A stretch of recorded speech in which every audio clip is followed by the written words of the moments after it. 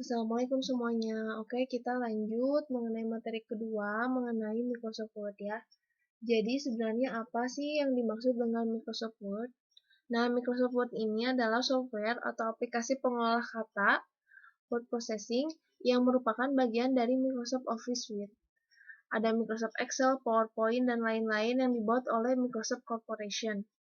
Nah, jadi memang pada saat ini Microsoft Word itu paling banyak digunakan oleh masyarakat, pengguna komputer, karena memang pada saat kita menggunakannya itu cukup mudah dan fungsi-fungsinya itu familiar gitu. Dan manfaatnya yang banyak. Nah, jadi Microsoft Word ini secara definisi merupakan sebuah program yang merupakan bagian dari paket instalasi Microsoft Office bertujuan sebagai perangkat lunak pengolah kata meliputi membuat, mengedit, dan menformat dokumen. Nah, jadi teman-teman, biasanya ketika di laptop atau misalnya di komputer kita terinstall Microsoft Office, itu sudah include, kita kita cek include yang namanya Microsoft Word, terus juga Excel, PowerPoint, terus juga akses, banyak ya. Nah, mungkin dari zaman sekolah, teman-teman, sampai sekarang yang paling sering digunakan itu Microsoft Word ya, dan PowerPoint untuk mempresentasikan. Tapi untuk mengerjakan latihan ataupun mengerjakan laporan, makalah, dan lain-lain itu menggunakan Microsoft Word. Nah, kan ada pepatah tak kenal maka tak sayang ya. Nah, makanya kenapa sebelum kita praktik ke Microsoft Word, ini ada pengantar-pengantar teori supaya teman-teman lebih paham mengenai aplikasi ini. Nah, kita mulai ya dengan mengenal bagian-bagiannya. Nah, yang pertama ada uh,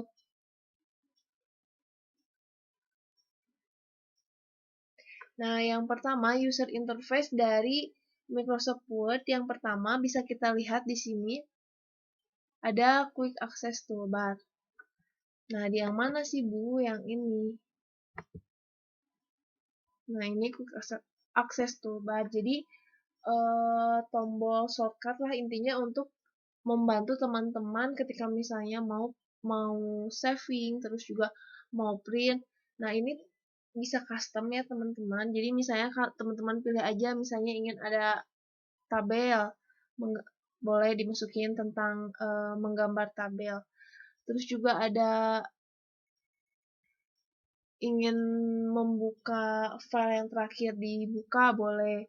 Jadi sebenarnya ini fleksibel ya, bisa kita atur bersama. Oh ya, nah terus juga nih kadang suka ada yang pengaturan di laptopnya itu adalah bukan sentimeter. Nah, jadi cara mengubahnya nih. Nanti kan kalau misalnya ibu memberikan tugas misalnya atur marginnya misalnya 3, 3, 4 misalnya sentimeter. Nah, tapi teman-teman cukup cek di sini file, terus juga ada option, terus juga ada advance, di scroll ke bawah sampai menemukan display. Nah, di dalam display ada mengenai pengukurannya dalam skala apa. Nah, ini udah sentimeter. Karena ini banyak, kadang ada yang pakai inci, milimeter, points, pikas. Nah, jadi biasanya kalau misalnya teman-teman menggunakan inci, padahal tugasnya itu sentimeter, nah otomatis nanti ukurannya berubah. Di sini kan nanti teman-teman bisa atur ya. Nah, itu mengingatkan ketika nanti dikasih tugas, yang pertama dilakukan pasti men-setting margin gitu. Nah, terus selanjutnya ada seperti file, home, insert. Nah, ini ya, home, insert, page layout, reference, mailings itu disebutnya adalah menu ribbon. Terus ada juga yang disebut navigation pane. Nah, navigation pane tuh kayak gimana?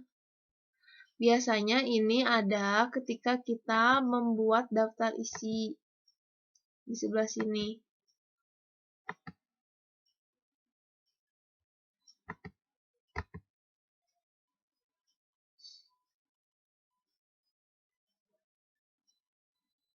Oke, bentar. Kita buka aja. Misalnya ini dikasih daftar isi ya. Misal ini kan contoh page number. Misalnya di bawah ya daftar isinya.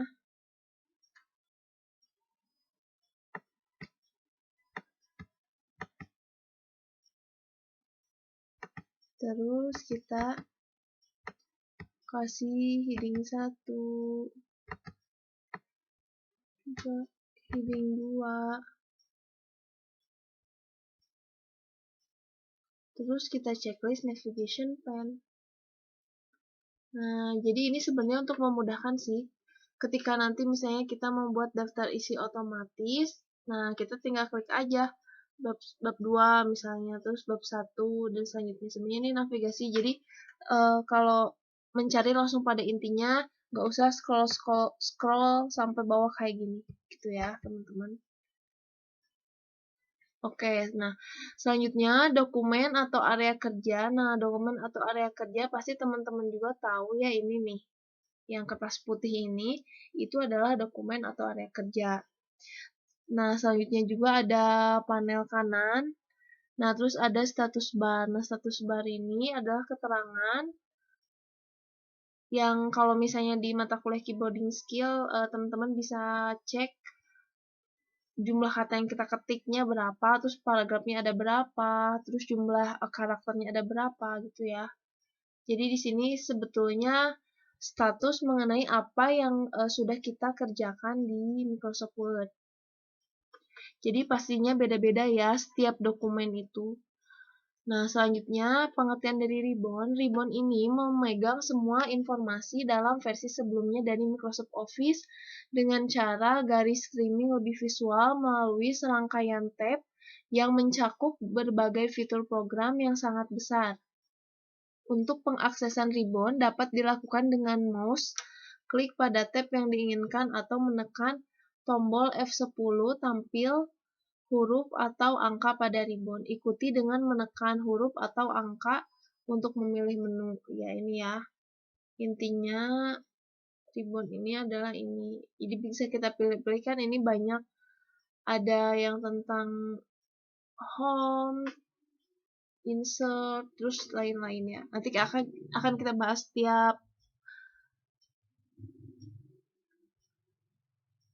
setiap tabnya. Oke, selanjutnya ini ada user interface di mana ini itu disebutnya tab. Nah, terus kalau misalnya ini font, pengaturan font ini dari sini sampai sini. Terus ini untuk membuka menu lebih besar ya, nanti kita praktek. Terus ini group clipboard. Nih contohnya kayak gini yang apa menu launch. Nah ini ya teman-teman. Nah ini untuk membuka. Ini kan kalau di sini kan kecil-kecil ya menu-menunya. Nah ini bisa kita lebih, misalnya ingin membuka dengan apa namanya dengan bagian yang lebih besar supaya lebih jelas. Nah itu bisa klik itu.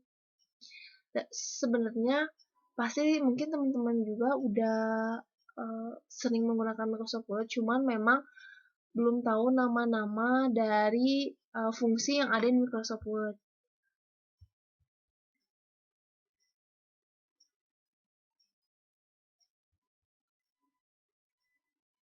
Oke, karena ini videonya udah 9 menit, karena satu video itu hanya bisa 10 menit ya. Jadi kita akan lanjut di video ketiga.